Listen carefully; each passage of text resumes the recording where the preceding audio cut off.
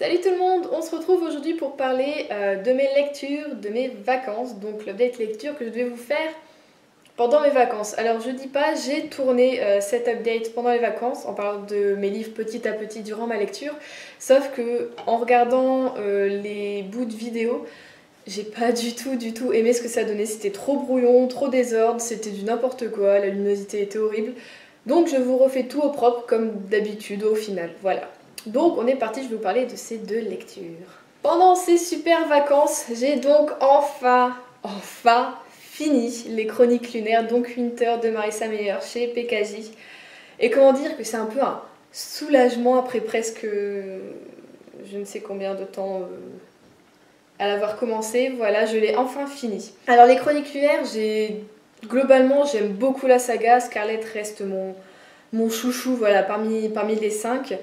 C'est vraiment, voilà, Scarlett c'est the high level, quoi. J'adore le personnage, j'adore Lou, donc voilà, j'aime tout dans ce roman. Et Cress, du coup, j'avais un peu moins aimé. Et Winter, j'ai aimé, en fait, j'ai aimé l'aventure, j'ai aimé retrouver vraiment tous les personnages. Mais justement, j'ai eu un problème avec Winter.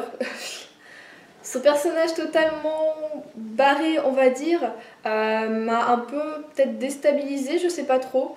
Et j'ai toujours pas accroché avec le prince Keito. Voilà, donc je n'ai aucun coup de cœur pour lui.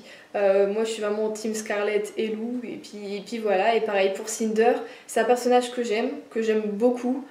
Mais j'ai pas un grand engouement comme j'ai pour Scarlett ou pour Cress, que Cress, voilà, c'est aussi un personnage que j'adore Thorne aussi, voilà. C'est mes deux duos, vraiment chouchou, tous les quatre, je les adore.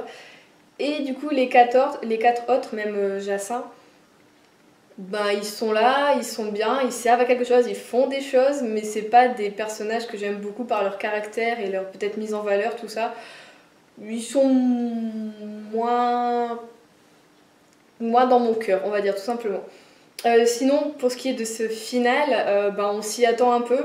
J'aurais aimé un peu plus de... Pas d'explosion, de grandiose, de... Je sais pas, j'aurais aimé être un peu plus surprise du coup par l'auteur. Parce que ben, je m'attendais voilà, à cette fin tout simplement. Mais franchement, bah voilà, je suis contente de l'avoir fini. Ça reste une très bonne saga que je conseille à tous ceux qui aiment un peu tout ce qui est fantasy, fantastique, tout ce qui est réécriture de contes, tout ça mélangé. Ça reste vachement construit.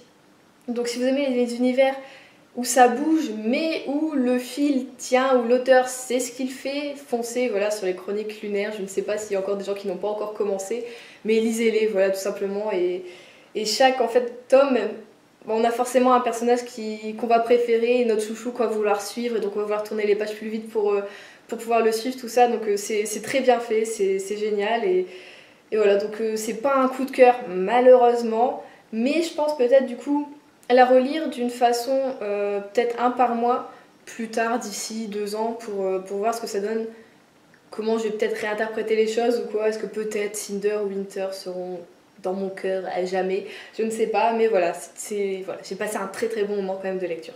Et donc après ce gros pavé, on va dire d'environ 1000 pages, il me fallait une petite lecture plutôt drôle. J'ai donc choisi de lire Le Mystère Sherlock de J.M. R, je sais pas si on dit comme ça, R, oui.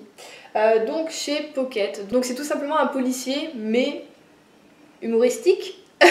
C'est un policier drôle, hein. Dès les premières pages on le voit. C'est tout simple, on est en Suisse à Moringen, donc dans l'hôtel Baker Street. Hey. Ou tout simplement des Holmésiens, donc des fanats de Sherlock Holmes à ne plus voilà, savoir quoi faire, vont aller se retrouver. Ils sont donc 10 pour devenir le prochain professeur à la Sorbonne qui parlera justement de Holmes là-bas. Donc ils vont se battre un peu pour le job et bizarrement, petit à petit, eh ben, ils vont tous mourir. Voilà, donc on va suivre sa petite enquête. Donc j'ai rigolé du début à la fin. Et de moments un peu moins drôle, mais c'est tellement bien tourné, c'est tellement bien fait que on a quand même le sourire. Donc j'ai passé un très bon moment, ça m'a fait un bien fou de lire ça. C'est pas très gros, j'adore l'écriture, donc je pense lire d'autres livres de l'auteur, voir quel livre pourrait m'intéresser. Mais franchement, les personnages sont tous plus fous les uns que les autres. Pareil, les morts sont toutes hyper épiques. Enfin, il y a des morts, franchement, qui valent le coup, on va dire, de juste pour savoir comment les gens sont morts, lisez ce livre, quoi, parce que Il y a des moments, c'est juste énorme. Mais voilà, l'écriture, les tournures de phrases, les personnages, faut que c'est juste c'est un huis clos en fait, mais c'est totalement, c'est pas oppressant, c'est totalement libérateur, je sais pas comment dire. Et voilà, c'est une enquête qui est drôle, où l'auteur sait vachement nous mener quand même par le bout du nez, hein. On est plutôt omniscient là-dedans, en sachant tous les détails. Et on referme ce livre, on a quand même encore beaucoup de doutes, même si moi j'avais pas mal d'hypothèses. Et bah, tous les personnages en fait vont aussi affirmer ces hypothèses ou pas. Donc au final, on referme ce bouquin, on est quand même un peu perdu. J'aurais aimé, s'il y avait une suite, pourquoi pas, je l'aurais lu, c'était certain, voilà. Donc encore aussi un très bon moment de lecture. Donc tout ce que j'ai lu pendant mes vacances, qui est plutôt pas mal quand même, donc dites-moi ce que vous avez lu, ce que vous avez découvert, comme d'habitude dites-moi tout en commentaire, donc je vous souhaite de très bonnes lectures et je vous dis à la prochaine.